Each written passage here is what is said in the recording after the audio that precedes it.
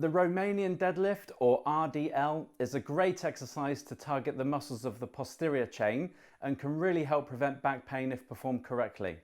So let's do a complete breakdown of this great leg exercise.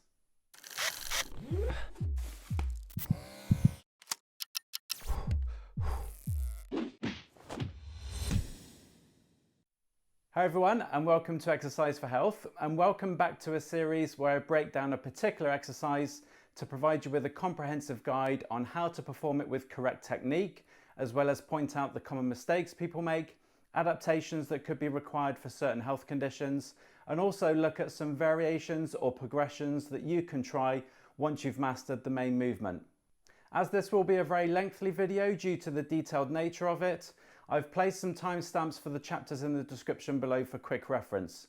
Before we go through it though, I just want to point out that we now have a new design that I'm wearing for our merch. So if you need an exercise t-shirt, hoodie, sweatshirt or joggers, please help support this channel and check them out by following the link in the description below or clicking the store tab on our channel page.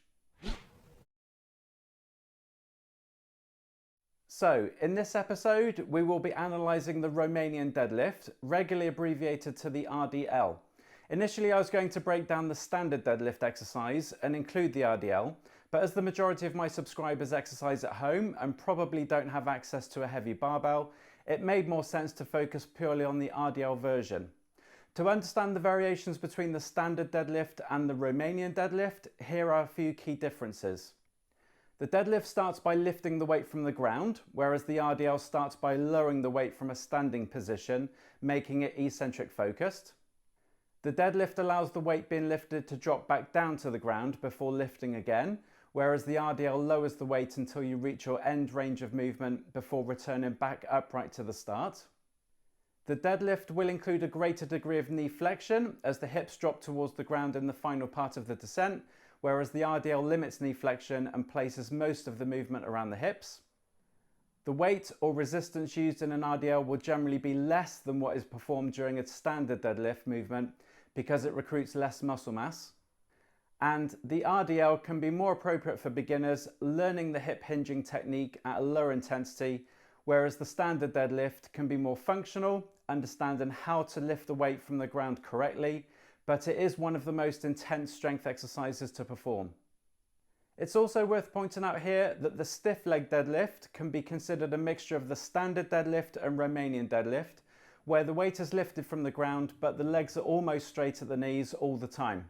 However, this exercise is incredibly difficult to perform correctly with good technique, as you need a very high degree of hamstring flexibility and core strength, and it is normally practiced by advanced athletes or under a trainer's supervision. The RDL exercise predominantly targets the hamstring muscles in the back of the thighs, as well as the glute muscle group around the hips. These muscles are activated eccentrically during the lowering phase and then concentrically contract during the return to the standing start. Other muscles also used to stabilize the spine, including the latissimus dorsi on the middle of the back to restrict thoracic spine movement, as well as the erector spinae muscle group to stabilize the lumbar spine during the exercise. The calf muscles in the lower leg and adductor muscles of the inner thigh also play a minor stabilizing role during the exercise. The RDL can be performed primarily as a hip hinge with just the weight of your torso acting upon the muscles. It can then be progressed with an additional weight such as dumbbells, a barbell, a weighted bag or a kettlebell. You could use a Smith machine in a gym, or even use resistance bands in two different ways. It can be performed on 2 feet, on 1 foot with a kickstand, or even on 1 leg. What you choose will be dependent on what is available to you and your environment, what your goal is and what you might prefer. Most importantly, this is an exercise that you have to get right in terms of your technique to avoid injury or overdue stress to the lower back. So it's safer to start with a light or conservative resistance before progressing to a heavier weight. To perform the Romanian deadlift technique correctly, you need to understand the hip hinge movement first. Essentially, this can be practiced as a warm-up to the RDL, or you can start with a hip hinge as the exercise before adding an additional load to the movement at a later date, turning it into an RDL. To do the hip hinge, start by standing about 6 to 12 inches away from the wall behind you, with your feet a hip's width apart and the toes pointing straight forwards or outwards very slightly.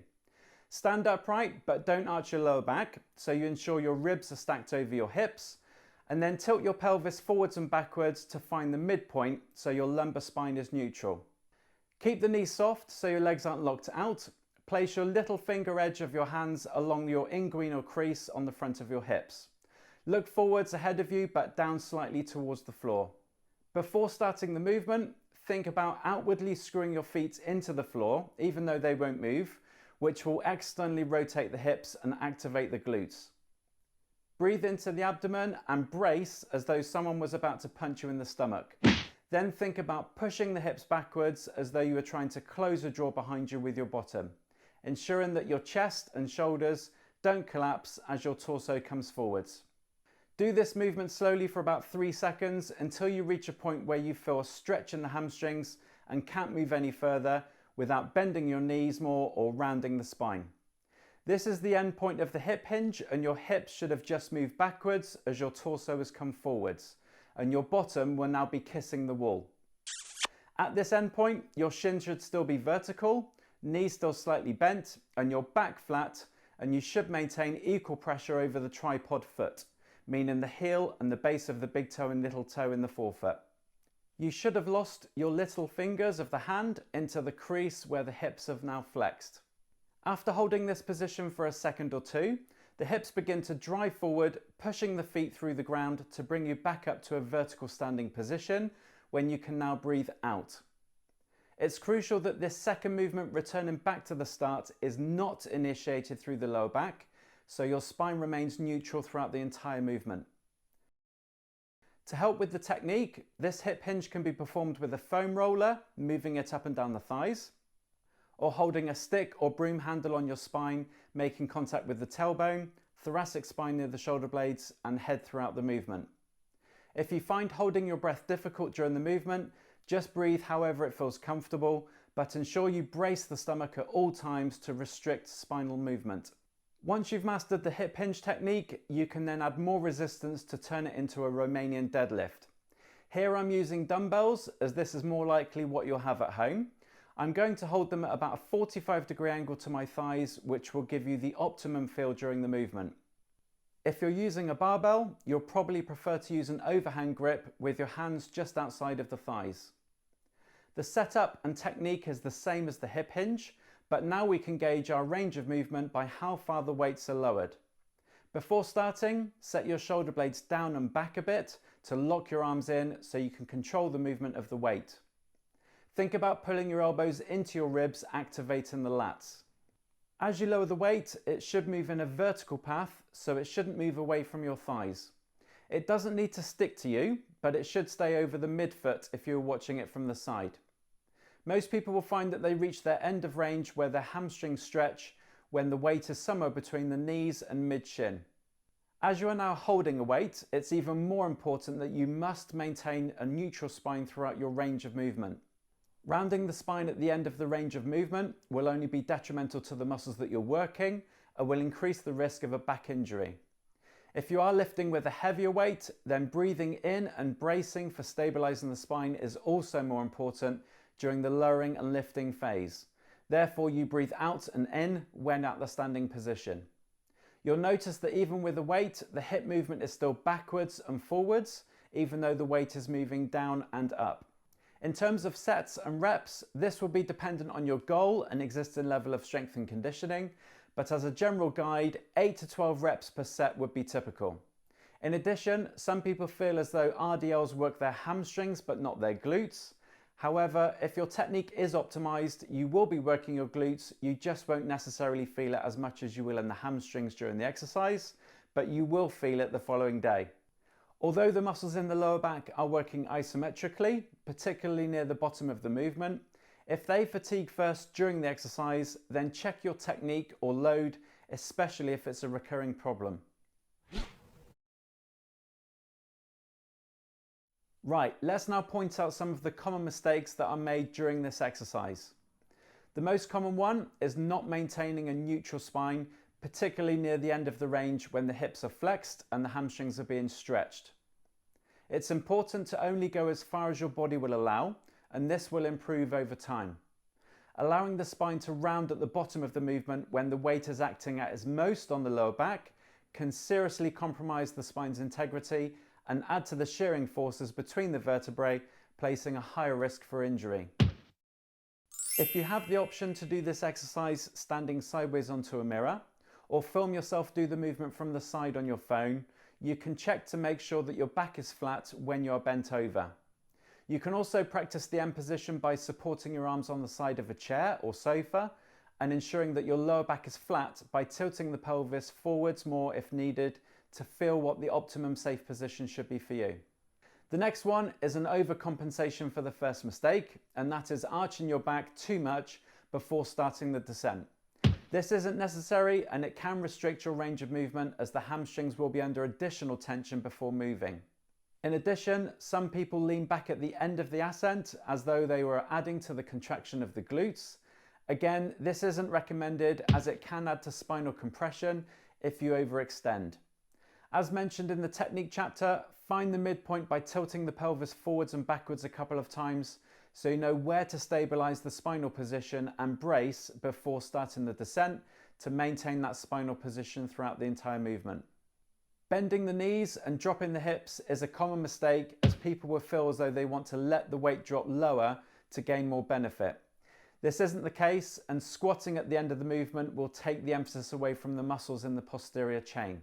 So just focus on moving the hip joint, flexing it and extending it, and allow the knees to bend naturally with the movement. You can also practice the movement with a chair in front of you as a cue to stop you bending the knees more, as they should not be moving forwards as they would do in a squat. Moving the weight too far away from the body, dropping the arms and allowing the chest and shoulders to collapse can add more stress to the lower back, but some people feel as though it helps them stretch the hamstrings more.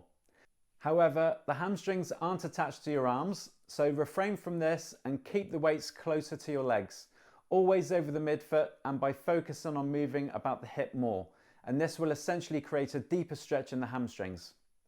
In addition, pulling the elbows in and forcing the shoulder blades down and back before you start the exercise will also help to activate the lats on the side of the back and keep the weight closer to the body. To practice, you can always revert back to the hip hinge and use a resistance band anchored in front of you and try to keep the hands by the side of the hips as you do the movement, which will help you understand how to keep the lat muscles engaged. Firstly, and probably most obviously, if you are suffering with low back pain as a result of a herniated intervertebral disc, or you have other underlying spinal problems, then this exercise may not be suitable with a heavy load. If you struggle to stabilize the spine during the hip movement, then you will find the movement may aggravate your condition. Certainly doing core exercises as part of your regular exercise routines will go a long way to helping you with this exercise, but if you just can't get around it, you may have to find alternative exercises to target the glutes and hamstrings that don't place as much strain on the spine, such as a glute bridge.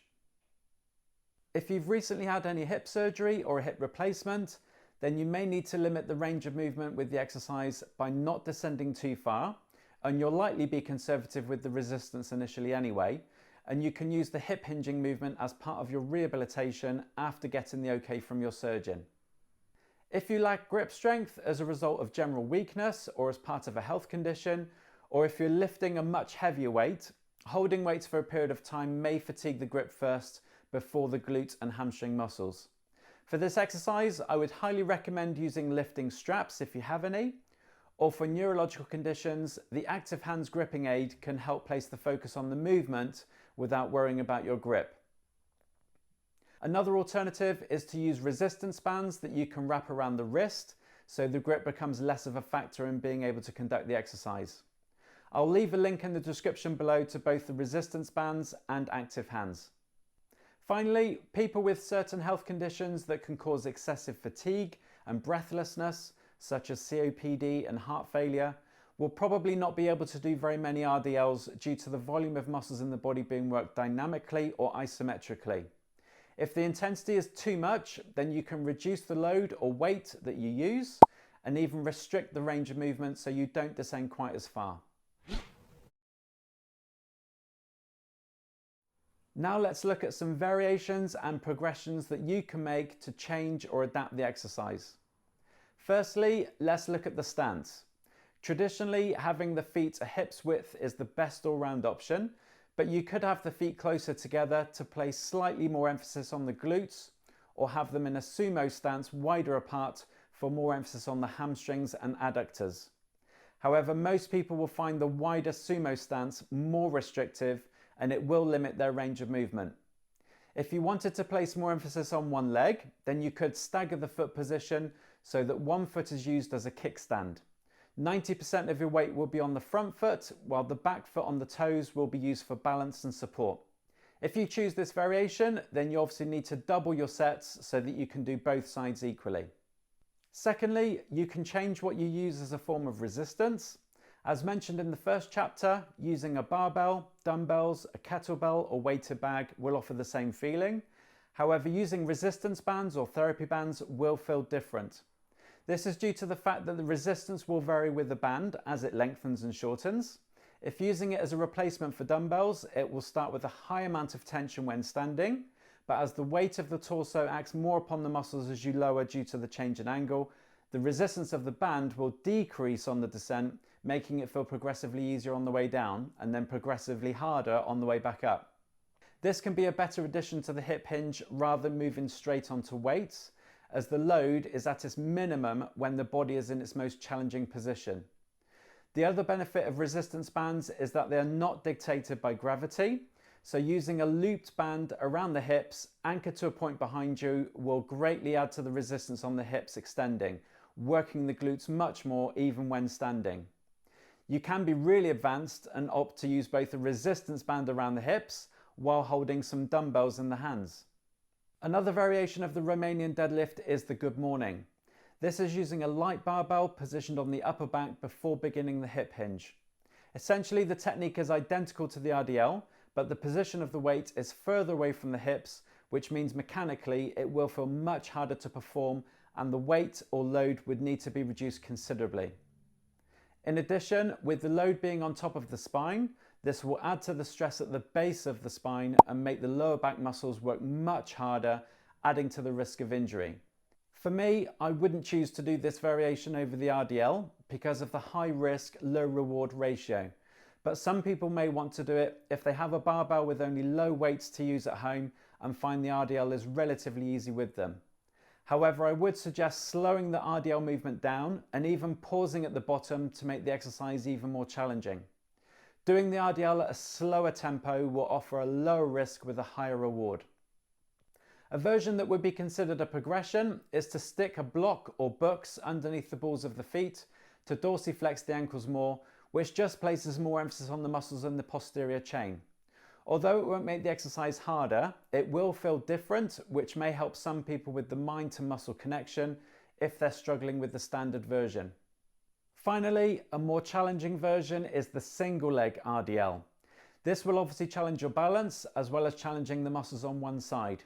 If you're used to using a weight with the standard RDL, you may have to reduce it, or what I do is just hold a weight in the hand on the opposite side to the leg that I'm working. When doing this version, it's really important that your hip doesn't kick outwards during the descent, so more emphasis should be placed on really feeling like the foot is screwing outwards into the ground to excellently rotate the hip, activating the glute medius muscle more on the outside of the hip. When performing the one leg RDL, just allow the non-working leg to raise up behind you as your torso moves forwards during the hip hinge action. If you find it too difficult for your balance, then use one hand near a support like a wall to keep the focus on the exercise movement. I hope this provides you with a better understanding of the Romanian deadlift exercise. Comment below if you want me to break down another popular exercise, but I hope the information in this video is useful to you. If so, please give it a like by clicking the thumbs up button below and consider subscribing if you haven't already. You can also check out the description below for ways that you can help support this channel and follow me on Instagram or our Facebook page. But thank you so much for watching, and until next time, stay active and keep moving to feel better.